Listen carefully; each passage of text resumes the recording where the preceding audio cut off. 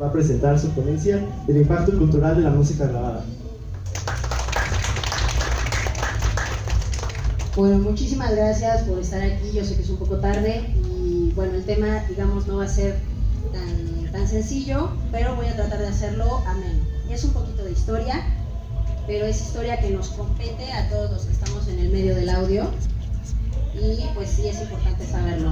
Entonces, quiero agradecer también antes de empezar a toda la gente que hace posible este evento y que sin ellos realmente pues no se lograría nada, aunque haya mucha logística, ¿no? Me acaban de comentar que vamos a hacer historia, una chica en el Auditorio 4 y yo, que al mismo tiempo vamos a dar conferencia. Eso está padre. Y bueno, sin más preámbulo, quiero comenzar con mi tema, que es el impacto cultural de la música grabada. ¿Cuántas veces nosotros queremos grabar cualquier cosa en nuestro teléfono, ¿no? Vamos a la boda de algún amigo o al cumpleaños, oye, no, pues ¿sabes qué? Saca y graba, ¿no? O sea, graba la fiesta o graba cómo se ponen a bailar los novios, lo que sea, ¿no?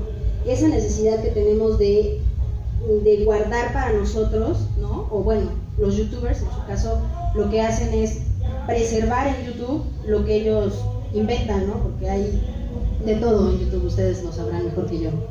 Entonces, esa necesidad que tiene el ser humano desde sus inicios de preservar las cosas, desde que pintaban en las cavernas hasta actualmente con los teléfonos acá súper modernos, esa necesidad es la que quiere el ser humano, de preservar, ¿no? En el tiempo. Entonces, voy a platicarles aquí está, de 5 inventores, bueno, 4 y medio, porque uno va a ser complemento del otro, de 5 inventores que son realmente los papás del audio, ¿no? A lo mejor unos ya los conocen, a lo mejor otros no, que no tenían ni la más mínima idea de quién es, pero bueno, vamos a irlos viendo. Son ellos, ¿no? Me llamó mucho la atención que uno de ellos murió muy joven, ¿no? Que fue él, ahorita hablamos de él, y pues bueno, la verdad es que todos murieron de viejitos, ¿no? Entonces, vamos a empezar. Estoy apuntando a la cámara esta y saca. Muy bien, Edward Leon Scott de Martinville era un escritor, redactor y también hacía correcciones en textos de física y demás. Un día estaba en su librería, en su biblioteca, y de repente se encontró unos textos, ¿no? Con sus imágenes de cómo funcionaba el oído. Entonces, lo que él dijo, bueno, si yo puedo, ¿no? O si se puede capturar una imagen con una cámara, ¿no? Con unos lentes especiales, ¿por qué no hacer una fotoacústica, ¿no? Entonces a él le apostó por inventar algo con lo que él pudiera reproducir. Y bueno, realmente él no estaba pensando, ay, sí, yo voy a durar 100 años en las mentes de la gente. Realmente no, o sea, él lo que él quería era grabar y tener como ese registro, ¿no? O sea, inventarse algo para poder tener el registro de su voz. Entonces, lo que él inventó se llama fonoautógrafo. Este aparato lo hizo usando un tipo de corneta, ¿no? Y tenía acá, pues al final, esta parte que está más amplificada que aquí, con una púa o una aguja o un estilete de metal simplemente, y la membrana que lo movía, pues podía ser alguna tela de parafina o algo así, muy flexible, para que en el momento que él hablara o tocara algún instrumento se moviera. Entonces, bueno, estuvo haciendo bocetos, estuvo haciendo muchas cosas antes de presentarle a la CEIN, que es una asociación de iluminados catedráticos que estaban en Francia. Antes de presentarle su proyecto, él pues empezó a hacer experimentos, porque antes se hacía en un cilindro de plástico, de vidrio, se ponía hollín, y sobre eso se ponía una hojita de papel, y entonces se hacía un tipo negativo del audio, de lo que se estaba escribiendo. Ahí voy para allá para que chequen cómo se hacía. Esto obviamente son algunas frases que él tenía y las ondas o las waveforms que él lograba reproducir. Él hizo varias grabaciones, de hecho no fue como de inmediato, o sea, sí se tardó un poquito. Este es el aparato que ya mandó aquí a la, no sé francés, pero aquí, ¿no? Que es la CEIN. Ellos le ayudaron a crear este aparato, porque él tenía un modelo pues mucho más rústico, que era pues el que les acabo de mostrar. Este ya lo presentó y de hecho cuando pues ya lo tenía así como súper listo, se asoció con un compañero que era como un instrumentista científico y logró vender algunos de estos aparatos, pero realmente no lo llevó al éxito su aparato, porque pues no. Pero bueno, aquí voy a poner las fechas importantes para si las quieren anotar, ¿no? Que son en el tiempo en el que generó su invento, ¿no? Que fue en 1854, entre esos años, y el 26 de enero pidió la patente del fonautógrafo y luego el 25 de marzo de 1857 ya el fonautógrafo ya era un hecho y justamente lo que les platico, que la CEIN ya lo apoyó. Él lo primero que grabó, o antes de grabar su voz, lo primero que se tiene registrado con los ingenieros de la AS, que son Audio Engineering Society, ellos en el 2003 investigaron en unas bibliotecas de Francia los registros justamente de Martinville, porque antes de esto, o sea, el audio era invisible, no se sabía absolutamente nada de cómo poder tener el audio, ¿no? O sea, tener una grabación de algo. Entonces, lo que yo les traigo ahorita es Au clair de lune, que es al claro de la luna. Digo, espero que mi traducción esté correcta, porque la busqué, pero digo, yo no sé hablar francés. Pero o sea, no esperen una grabación de alta fidelidad, pero es lo primero que se encontró, que se pudo rescatar de todas las grabaciones que tenía Martin. Entonces, les pido, escuchen con atención.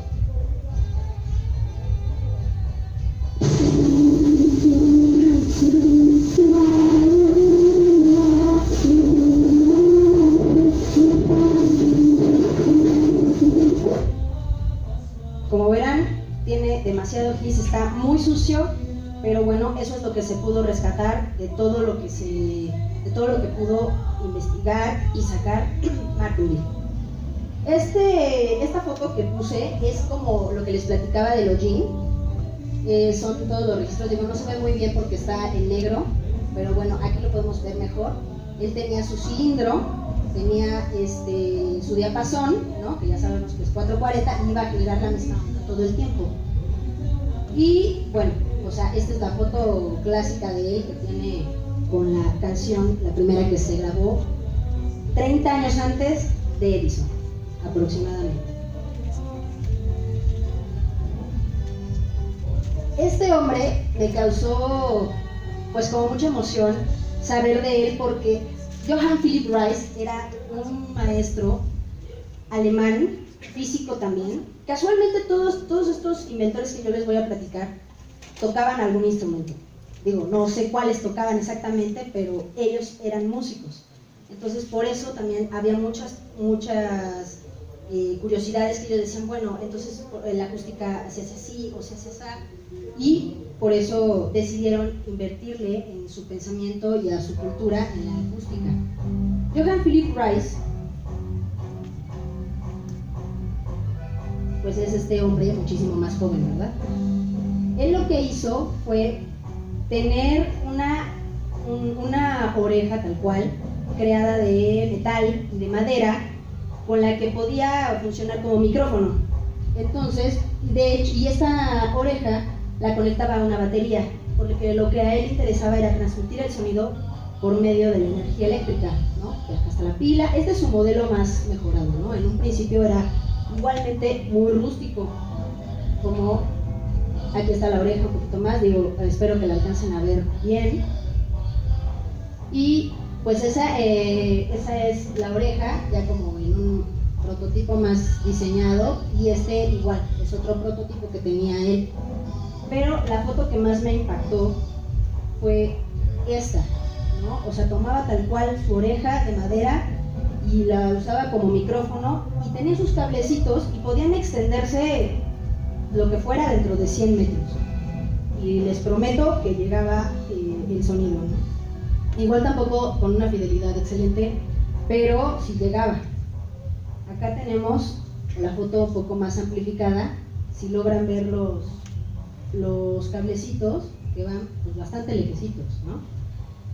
Podríamos decir que él es el inventor del teléfono, ¿no? Pero voy para allá, por eso decía que eran 4 inventores y medio, porque justamente aquí, bueno, esta es una foto más, más práctica de su invento. Él también llevó su invento a la Asociación de Frankfurt con los iluminados catedráticos de allá.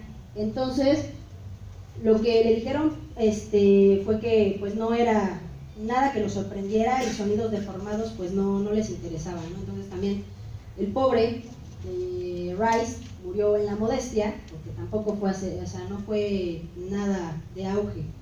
Pero bueno, o sea, estos son sus bocetos, su modelo de su intento de transmitir el sonido por medio de la energía eléctrica. Él tocaba el violín, bueno, de él sí sé que él tocaba el violín y justamente eso fue lo que les presentó a la Asociación de Catedráticos de Frankfurt, pero pues no, la verdad es que no les interesó en lo absoluto y no le dieron el apoyo para nada.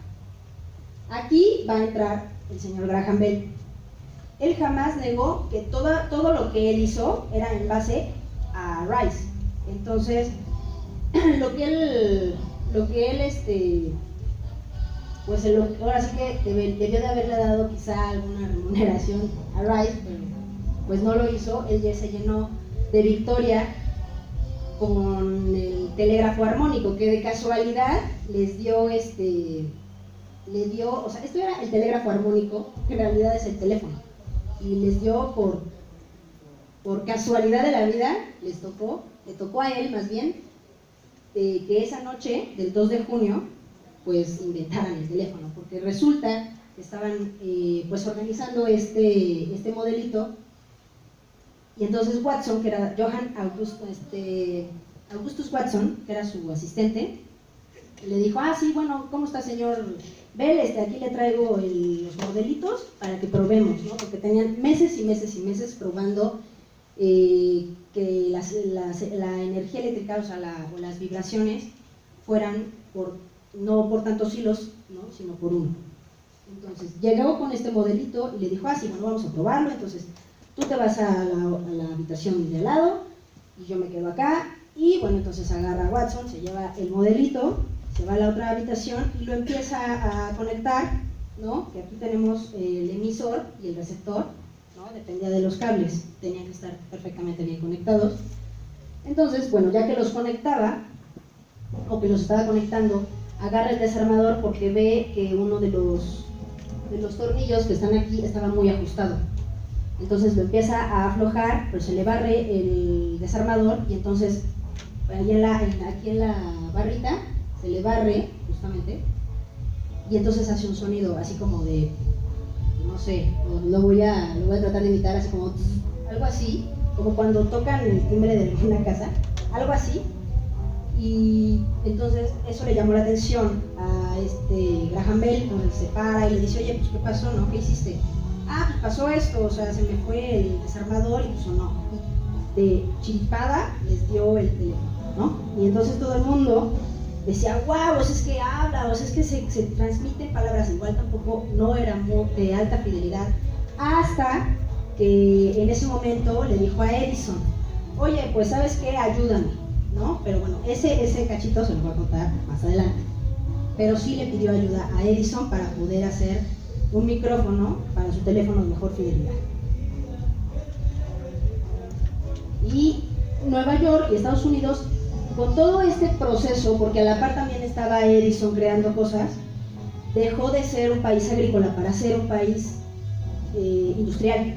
Y esto generó, o sea, le fue lo máximo, entonces se volvió el centro del mundo. Bueno, como actualmente también lo es, ¿no? Thomas Alva Edison, seguro ya saben quién es, ¿no?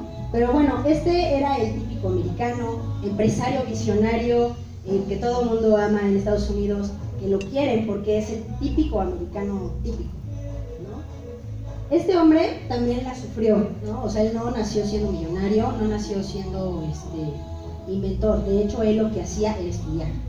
Él trabajaba de muy chico en un tren que iba de Port Huron a Detroit, ¿no? Bueno, esta es la imagen emblemática del señor Edison. Él trabajaba en un trenecito y él tenía un vagón con su impresora, porque él era impresor, redactor y escritor del Weekly Herald, que se daba en el periódico. Eran como las anécdotas que pasaban en el tren o anécdotas de él. Pero pues él empezó a trabajar en el tren muy chiquito, como a los 15 años.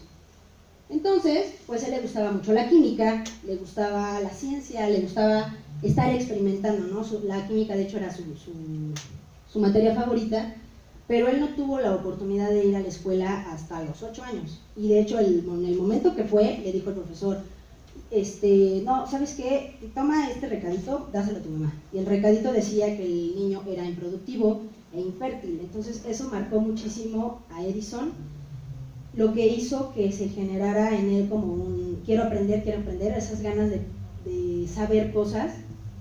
Entonces, pues bueno, aquí tenemos la impresora, digo, no se ve muy bien, pero esa impresora llegó a él por un amigo, ¿no? Porque lo que Edison quería desde niño era ser telegrafista, pero bueno, ¿en qué momento iba a ser telegrafista si trabajaba en un tren, ¿no? En ese tiempo, en cada estación de tren había una oficina de telégrafos, ¿no? Pero bueno, él siguió, o sea, este es el Weekly Herald que él hacía, y bueno, después de todo lo que tuvo que pasar en el tren, porque se estuvo ahí como unos 2 años, en ese momento pues estaba un día así trabajando, allí estaba en su vagón abandonado, y de repente vio que en las vías había un niño jugando. Lo fue y lo rescató porque ya venía el tren y lo iba a atropellar, y el papá de este niño lo vio y estaba tan agradecido, y le dijo, yo te voy a enseñar la clave Morse, te voy a enseñar a ser telegrafista. Entonces aprendió, y después se fue justamente a alguna oficina de telégrafos por ahí cerca de su casa y se puso a hacer pues, telegrafía, ¿no? Pero todas las noches él trataba de estudiar, de mejorar la telegrafía, todas las noches. O sea, no había día, él se casaba con lo que él quería estudiar o con lo que él quería inventar, ¿no? Entonces, de repente, de repente se encuentra con un amigazo de la vida que es Franklin Pope, y él le dijo, oye, pues vamos a hacer como mancuerna y vamos a prestar nuestros servicios por honorarios, que eran ingenieros eléctricos, porque de todo lo que... me faltó un detalle. En el tren que iba de Port Huron a Detroit, este tren hacía 6 horas de base, porque era un tren matutino, entonces llevaba a la gente a trabajar y se regresaba. Entonces en esas 6 horas él se iba a la biblioteca de Detroit, a la biblioteca juvenil, y se aventaba todos los libros que estuvieran ahí de ciencia, de electricidad, todo lo leía. De hecho eso le ayudaba mucho, porque él, pues como no fue a la escuela, o sea, todo se lo enseñaba a su mamá, digamos la educación básica, pues entonces eso de leer le ayudaba bastante, ¿no? Como a todos. Entonces, bueno, ya conoce a Franklin Pope y le dice, sí, vamos a hacer mancuerna y todo, pero después de un tiempo, pues se queda así de, híjole, pues es que no me está generando el dinero que yo quiero ganar, ¿no? Muy inteligente, hay que tomar nota. Entonces, muy inteligentemente se va a Menlo Park, en Ohio, y crea su empresa a los 22 años, ¿verdad? Bien padre. Entonces, bueno, crea su empresa, bien padre, y contrata inventores que hagan inventos para él, ¿no? Aunque sea lo que sea, o sea, todos se inventaban, pero las patentes salían para Edison. Por eso hay mucha gente que dice que era, pues, casi de a latigazo, ¿no? A mí, digo, no estoy ni a favor ni en contra, digo, él tuvo mucho que ver, ¿no? En la parte del audio, porque él tomando ideas, ¿no? no se tiene el dato exacto de dónde las tomó, ¿no? Pero probablemente sí fue casualidad de que leyó en algún momento en algún libro o algo de Martinville, ¿no? Porque su aparato es muy parecido. Entonces creó un cilindro, igualmente, en ese momento los cilindros eran de hojas de estaño, no duraban mucho, o sea, tal cual duraban una o dos vueltas y ya. ¿Cómo creó este aparatito? Lo que hizo fue poner igualmente una tela de parafina, una púa, y creó un tipo de cornetita, igual no tan larga como la de Martinville, pero era una especie como de bocinita. Y lo que él hacía era tener el cilindro y pasaba la púa, si ustedes observan, es la púa en 90 grados, no está inclinada. Aquí. Está en 90 grados, pero está, digamos, el aparato está inclinado, pero no está inclinada la aguja. El cilindro, bueno, aquí se ve que es de cera, pero tuvo que pasar por muchos materiales antes para poder llegar a la cera preparada. Primero pasó por lo que les digo de hojas de estaño, después por cera preparada y ya después utilizó la goma laca o lampblack, ¿no? Que es prácticamente lo mismo. Este es la foto de su patente. Y pues este es otra fotito de él con su aparato, ¿no? Este aparato, que lo llamó fonógrafo, ¿no? Era el básico para las oficinas, porque en un principio no se creó tal cual para la música, simplemente era para, pues sí, lo voy a usar para tomar dictados en las oficinas, bastante aburrido, ¿no? Pues se ponían sus audífonos las chicas, ¿no? Las chicas asistentes, y tomaban notas mientras ellos hablaban, mientras los jefes, digamos, hablaban por la bocinita, y así tomaban el dictado. Pero también por azares del destino le tocó un día pues grabar Mary tenía un corderito, que esa es la primera grabación, y él se jactaba durante muchísimo tiempo de que él era el primerito que había hecho una grabación y reproducción, ¿no? Porque él decía, bueno, si yo puedo grabar o lograr grabar, yo puedo reproducir, y eso pues le faltó al señor Martinville. Pues bueno, ni modo, así es la vida. Entonces crea el fonógrafo y pues obviamente empezó a ser bastante común, y en ese tiempo costaban como $35, que era demasiado, ¿no? Solo lo tenía la gente pues de mucho dinero, ¿no? De clase media, alta, era un poco elitista la situación. Entonces también generó muchísima emoción. Decían, es que no podemos creer que se grabe y que se escuche, y que además empezaron a hacer grabaciones los artistas, ¿no? Creo que por ahí leí que tiene Jimi Hendrix por ahí un cilindro. El movimiento del cilindro, de la aguja para el fonógrafo es helicoidal. ¿Por qué helicoidal? Porque en el momento que hace la presión tiene que mantenerse, digamos, un poquito inclinada para que igual la aguja no se rompa. Estos son algunos de los cilindros que él tenía, bueno, que generaba, y él definitivamente decía que era el dueño y señor del audio por siempre. Y este es uno de sus, bueno, de los más recientes, o de los últimos que hizo de goma laca. Pero estos de Amberol igual duraban, o sea, estos negros duraban a lo mucho 3 minutos. No era mucha la grabación. Realmente lo que se hacía era poner el fonógrafo y se calentaba un poco, digamos, el material, se grababa y luego se reproducía. Realmente no era mucho tampoco lo que se tenía que reproducir, porque se gastaba el material. Digo, o sea, se inventó o trató de hacerlo más durable, pero a lo mucho, no sé, quizá 5 puestas, 10 puestas, y ya se tenía que hacer otra vez, pero no era una producción como de sello y ya sale, ¿no? O sea, como de rápido, o sea, se tenía que hacer siempre poniendo el fonógrafo, grabándole y en ese momento pues era de manivela, ¿no? Ya después se volvió mecánico, como de cuerda, y ya era más fácil, pero en ese momento pues no, o sea, todo era, digamos, un máster, siempre era un máster, no había copias. Y pues era difícil, ¿no? O sea, y bastante caro hacer producciones en masa. Igualmente, estas son las fechas importantes de Edison, digo, si quieren sacarle foto, pero lo que yo quiero es que escuchen la grabación que tenía Edison, ¿no? Con Mary tenía un corderito. Realmente no es una canción, él lo dice como poesía, ¿no? Pero, pues bueno, ahí les va. The first words I spoke in the original phonograph, a little piece of practical poetry. Mary had a little lamb, its fleece was white as snow, and everywhere that Mary went, the lamb was sure to go. Igual ya no era tanto el his, ¿no? Pero se nota un poco más lo que dice, ¿se entiende? Pero igual no era como tan fiel la grabación, ¿no? Y eso era lo que se buscaba.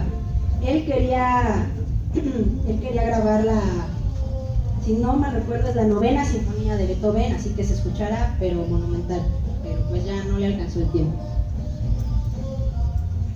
Este hombre revolucionó la industria del disco, porque él fue el que realmente creó el disco. Este hombre es un expatriado de Hannover, Alemania, y de hecho él cuando estaba allá pues tenía 19 años y vivía con sus papás, así todo niño de casa, pero ya le tocaba hacer su servicio social, bueno, su servicio militar, no social, sino servicio militar. Entonces dijo su papá, era creo que el 9º, si no me falla, el 9º el séptimo creo, de 14 hermanos.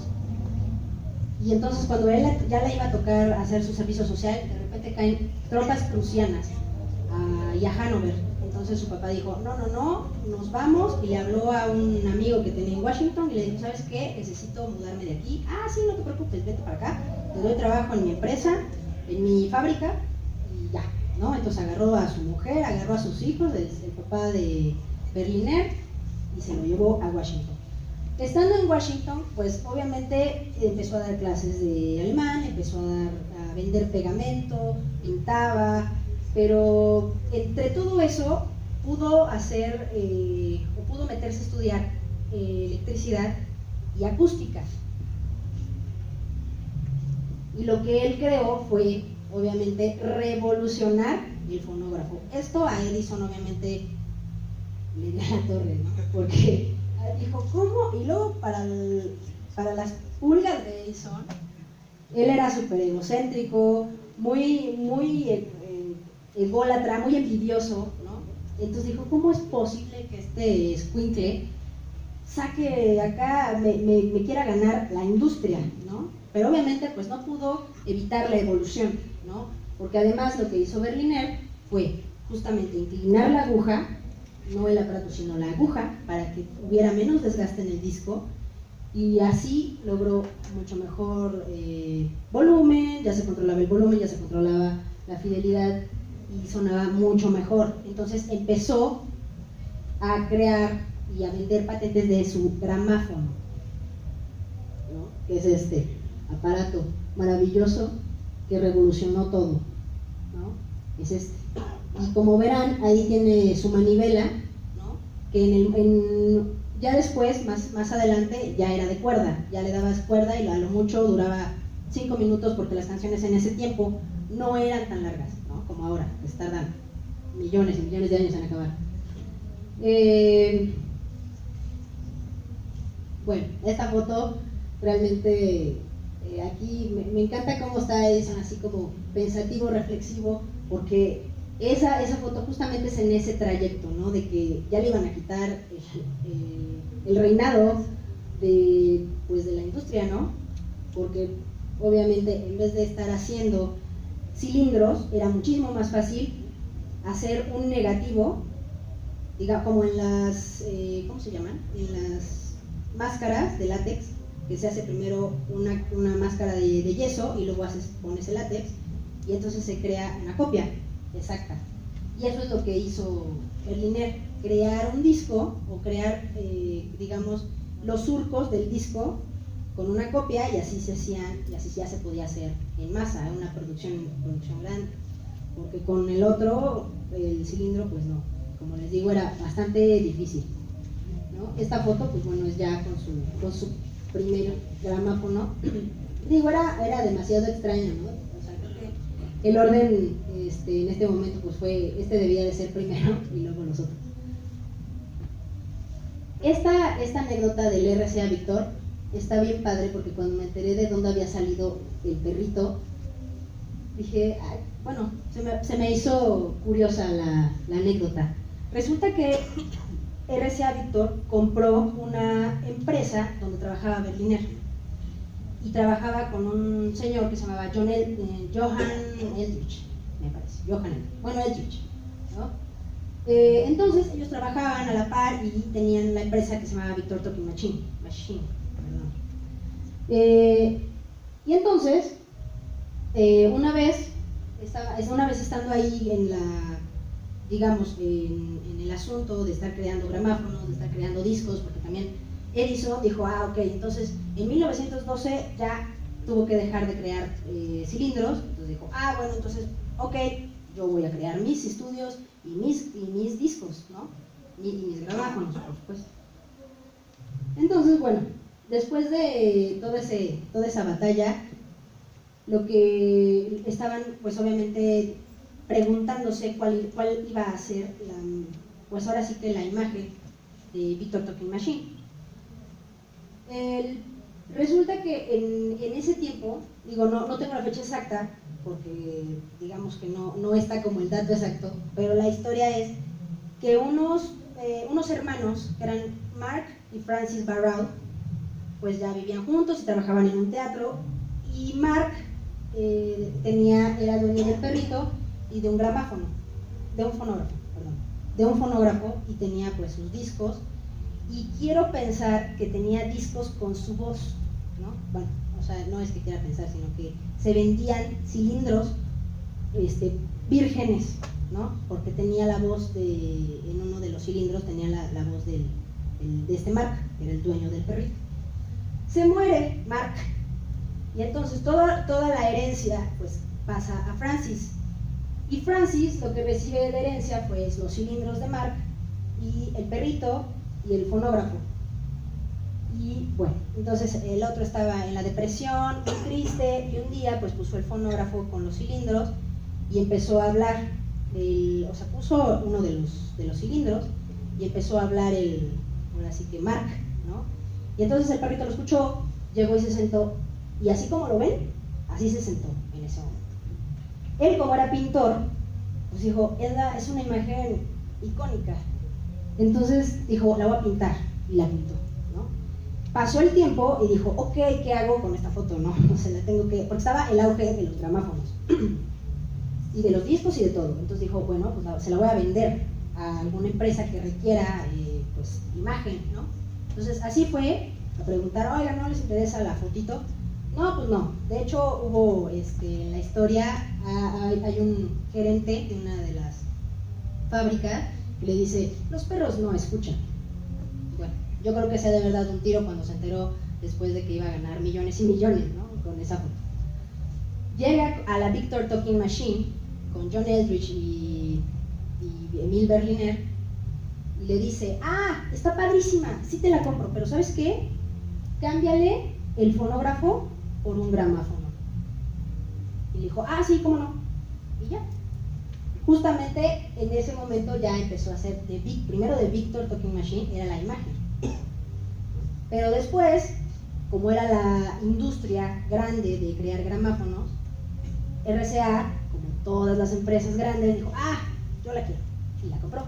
Y entonces se fue con todo y los derechos del perro, ¿no? El perro se llama Nipper, por si se preguntaban, Nipper se llama.